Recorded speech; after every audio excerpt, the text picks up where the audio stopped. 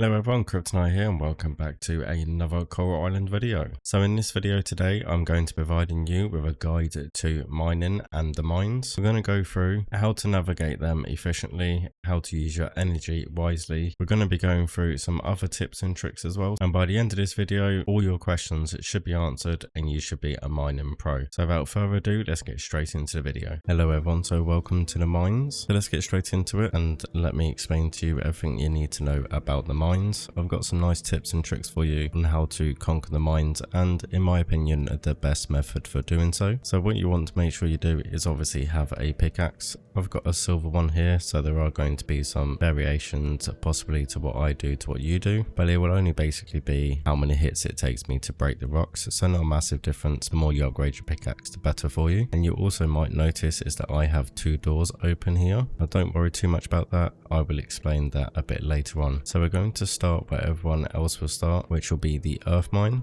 So we're going to head on to the earth shaft, and as you can see I've unlocked all the levels here, but what we're going to do is we'll just jump into level 1 to start with. Now with the basic pickaxe and bronze pickaxe, the bigger rocks here will take sort of 2 to 3 hits, and these single rocks here will just take 1 hit. Basically when you're exploring the mines, what you need to do is you need to find the entrance to the next floor. So we'll just quickly whip around all of these and quickly see if we can find the entrance to the next floor. Now as you see there, I just had a rock domino pop up, and basically all that means is that it just destroys an adjacent rock. So that's just part of your mastery skills here. As you can see, I've already done tier 1. Tier 2 are unavailable at the moment. I'm guessing that will be coming in a future update. If you are into your mining, I do recommend trying to do them first before anything else.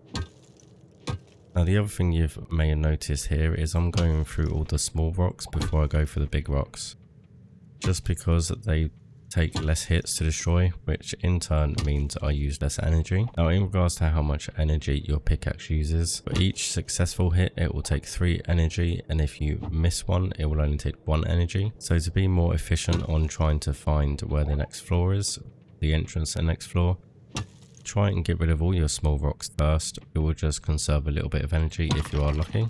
Now I have a silver pickaxe, so these big rocks here in the earth shaft are only taking me 1 hit, but you might find yourselves it will take 2 or 3 depending on what axe you have. Now as you see there, that is the entrance to the next level, so we'll now go to level 2.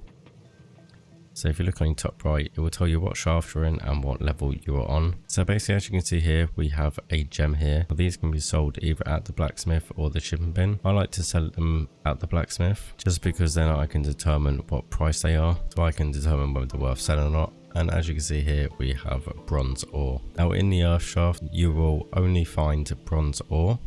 But what I do recommend you doing, and what I have found has been the best method for using my energy wisely, is try and ignore the ore for now. I know it is very tempting, but try and just find the entrances to the next floor down. If you try and do all of that first, and then when you have successfully unlocked the levels, we'll just go back into this menu here. So as you can see, every 5 levels you'll have an elevator. I'll just pop into level 5 so I can show this case for you. So when you come down to each 5 level increment, you'll come down the rope and you'll see the elevator here. That means that you sort of have a checkpoint in the mines. If you want to leave the mine before a 5 level increment, then you will start at the previous 5 level increment. So say for instance we got to level 9 and we ran out of energy and had to sort of resurface, so we'll have to start at level 5 again and find the entrances all the way till level 9. Now you might find it is a bit of a waste of energy sort of skipping the resources just to figure out all the levels, but the way I like to do it is if I am in need of bronze, I will just quickly come to the entrance and I will literally just jump to a 5 level increment. Except for 30 to 40, that's 10 levels, but 40 will be your maximum. If you have come down to the mines well prepared and you've got lots of food like this, you will find some of these jamus down in the mines as well. They're really good to hold on to. They give you basically full energy back, not quite exactly full, a fair chunk, so it's definitely worth using them very wisely. But I like to just make the candy tree seeds just because they're easy to craft and they do give you 70 energy, so they're pretty good. So yeah, that's the method I like to use. I like to unlock all the levels first and then just go back and collect all the ore that I want. Now you're all probably wondering how I unlocked this this level here, which is the water shaft. And you're probably wondering how to get silver and gold to upgrade your pickaxe, your axes, and your other tools as well. Well, once you reach level 40 in the earth shaft, the water shaft will become available to you. Now, as you can see here, I have got to the bottom level, which is also level 40 on this one. Now, you would think that the next shaft would be open to be able to unlock gold ore, but unfortunately the gold ore and the next ore in the game, which I'm unsure of at this moment in time, they haven't been released yet, and they're coming in a future update. So at this moment in time, all we have access to is bronze ore and also silver ore. Now, you can find bronze ore in the water shaft as well, but the silver ore is a lot more common, so you can just flick back and forwards between these to get your bronze and your silver ore. Okay, so we're in the water shaft at the moment, and what you'll probably notice is that there doesn't seem to be any small rocks. So in the water shaft, as the levels go on, the rocks do take more hits to be able to break them. And just a little tip for you guys is, though the light colored rocks here in the water shaft are like the bigger rocks in the earth shaft, they will probably take you 2 to 3 hits, but these darker colored rocks will take even more hits than that. In regards to trying to find the exit to the next floor, I recommend starting with the lighter colored rocks, as they will use more energy. I will just showcase this with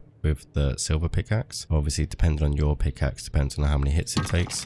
As you can see, a light rock for me takes 1 hit with a silver pickaxe. That is, blue color rocks for me take 1 hit as well.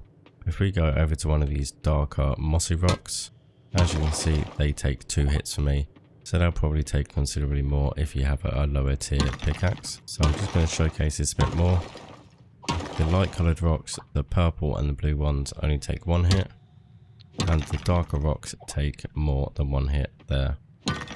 Just pick up this little moonstone while we're at it. So another thing to take note as well is, obviously, when you are going to be smelting your bronze and your silver ore, you will need coal as well. Now, coal can be found plentiful in the mines, but it all comes from the stones as well. You will obviously gain a lot of stone as well, which is why I tend to build my paths and that out of stone more than wood, just because I do a lot of mining, so we can find lots of stone in these mines. Now, in regards to combat in the mines, most of them you can avoid, but I do recommend just bringing your sword down as well, just in case you do need to sort of fight the creatures, but don't worry about it too much. They are relatively easy and they don't really do much damage to you. They're really easy to deal with. And obviously, if you had noticed, you will find lots of gems as well. They're always worth some money, but I do recommend each new gem you get, go to the museum and just donate it, and then once you've donated most of them, you can just sell your extras for a little bit of extra income. Now, although the next shaft for the gold ore isn't available in the game yet, we can still access gold. But the only place available in the game at the moment to find gold is here at the blacksmith. We head over to the shop. As you can see, we can buy gold ore. Now, gold ore is extremely expensive. My personal recommendation is don't bother buying the gold ore from the blacksmith and trying to get a gold pickaxe or axe or any other tools gold. I would just recommend waiting for the update when they bring out the mine shaft for gold. You can also, if you get really desperate, is buy bronze and silver ore here as well, but as you can see, there's plenty in the mines. So if you just go to the mines daily, you can gather yourself quite a lot of bronze and silver ore, so I don't really recommend buying it from the blacksmith either. The thing that you might come short of is coal. That is also available to buy at the blacksmith. It's relatively cheap, only 90 coins. So if you have got a load of silver and bronze that you need to smelt into bars to upgrade your tools, then there's no harm in buying some coal, as coal, it can be a bit scarce in the mines, although it is available. So there we go, everyone. There is your guide to the mines. Hopefully you've got a bit more understanding of how the mines work and what's available. If you like this video, make sure you hit that like button. Let me know down in the comment below if you found this video was helpful, and let me know if there's any other videos or tips or tricks that you want me to cover in Cover Island. And also make sure you hit that subscribe button so you don't miss any more videos. So thank you all for watching, and I will see you in the next one.